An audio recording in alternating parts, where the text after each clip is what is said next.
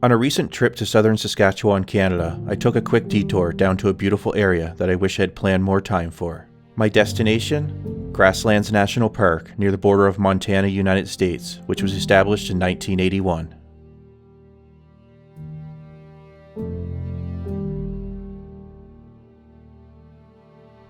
Highlights of the park's geological landscape include the Frenchman River Valley, 70 Mile Butte, and the Badlands of Rock Creek. Most of these features were formed by erosion from glacial meltwater. Stunning landscapes, rich history, wildlife, and more to explore and discover can be found here. The park has many archaeological sites, including thousands of ancient teepee rings, bison drive lanes, and arrowheads that are some of the remnants of the indigenous people. The area has one of the largest concentrations of undisturbed pre-contact cultural resources in Canada. For centuries, the lives of the indigenous people were linked here to the migration of the bison herds. The park protects one of Canada's few remaining areas of undisturbed prairie grassland. Today, we will explore the Ecotour Scenic Drive, which is a 20-kilometer self-guided driving tour through the Frenchman River Valley in the park's west block, and an 80-kilometer round trip to the closest village of Val-Marie. Highlights of the Ecotour Scenic Drive are the prairie dogs, plains bison, other wildlife watching, the unique flora in this area of the grasslands, along with hiking trails, archaeological sites, homesteading and ranching sites, and stunning views throughout. The park is also designated as a dark sky preserve, so perfect for stargazing, and if you want to stay overnight, there is also camping options. Please remember to respect the land and keep your distance from all wildlife, including the possibility of encountering rattlesnakes. Also, it is important to note that within the boundaries of the park there are no services such as fuel or food, so plan accordingly. Evidence of early ranching and homesteading can be seen along the drive, like the old Larson Homestead.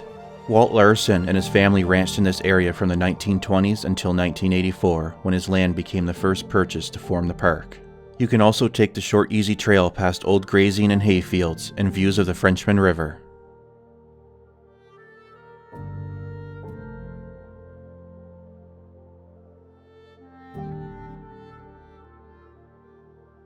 Large herds of bison into the millions once roamed the Great Plains but were driven to the brink of extinction by overhunting.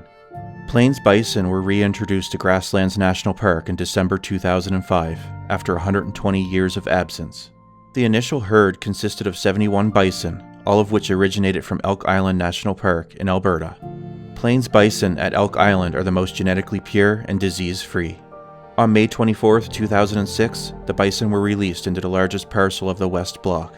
Today, the park estimates a population of 400 to 500 bison. The West Block and nearby lands are the only places in Canada where black-tailed prairie dogs exist in their natural habitat. Prairie dogs are highly social animals and live in an extensive maze of underground tunnels called dog towns. You can walk the easy and short Top Dogtown Trail to get a closer look.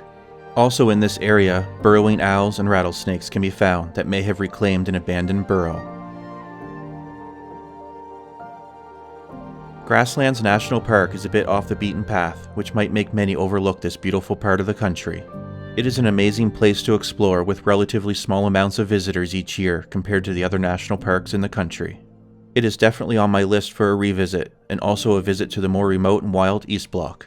I hope you all enjoyed, so keep exploring, and I'll see you next time.